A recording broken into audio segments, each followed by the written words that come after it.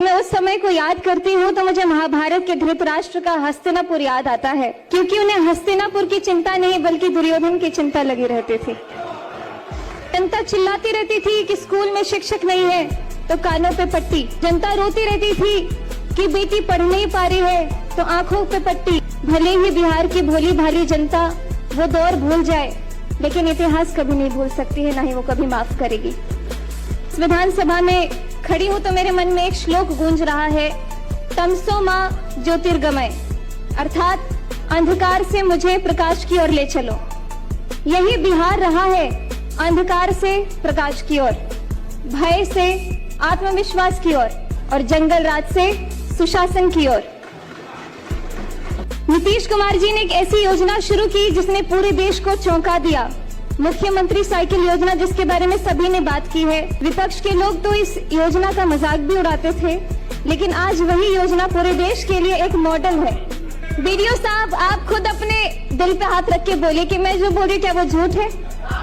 आप दिल पे हाथ रख के बोलिए, आप खुद अपने दिल पे हाथ रख के बोलिए। जानते हैं, मैं एक कलाकार भी रही हूँ।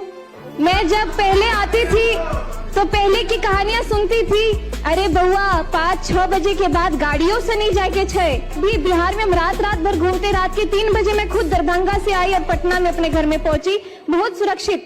बीडीओ साहब, आप खुद अपने दिल पे हाथ रख के बोलिए कि मैं जो बोल रही क्या वो झूठ है। आप दिल पे हाथ रख के बोलिए, आप खुद अपने दिल पे हाथ रख के बोलिए। उपाध्यक्ष जी, पढ़ाई तभी होती है जब सुरक्षा होती है। हमारे नीतीश कुमार जी ने समझा कि बिहार के बच्चों को किताब के साथ साथ सुरक्षा भी चाहिए। आप जानते हैं, मैं एक कलाकार भी रही हूँ। मैं जब पहले आती थी तो पहले की कहानियां सुनती थी, अरे बउआ 5-6 बजे के बाद गाड़ियों से नहीं जाके एना कत जेबे कार्यक्रम नहीं भ सके, लेकिन अभी बिहार में हम रात भर घूमते, रात के 3 बजे मैं खुद दरभंगा से आई और पटना में अपने घर में पहुंची, बहुत सुरक्षित। जब मैं यहाँ इस विधानसभा में खड़ी हूँ तो मेरे मन में एक श्लोक गूंज रहा है, तमसो मां ज्योतिर्गमय, अर्थात अंधकार से मुझे प्रकाश की ओर ले चलो। यही बिहार रहा है, अंधकार से प्रकाश की ओर, भय से आत्मविश्वास की ओर, अपमान से सम्मान की ओर और जंगल राज से सुशासन की ओर।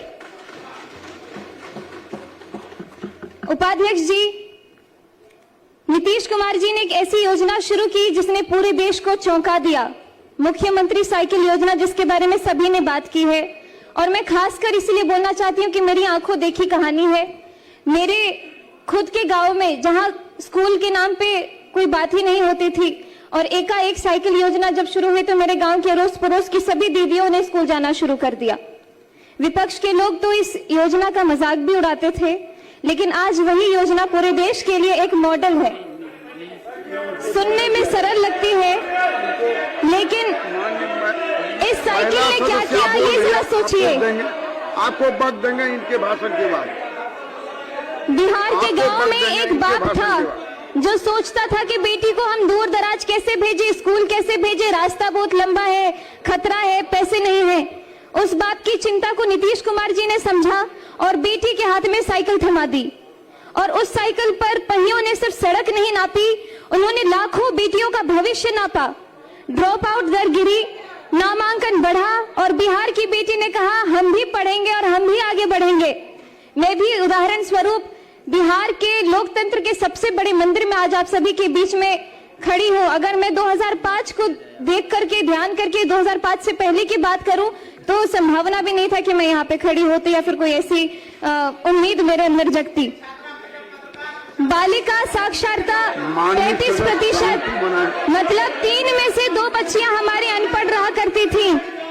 टोका टोकी नहीं, उस दशकों की अव्यवस्था के कानून ने न जाने कितनों की जवानी छीन ली। आप सभी तो उसके खुद साक्षी रहे हैं।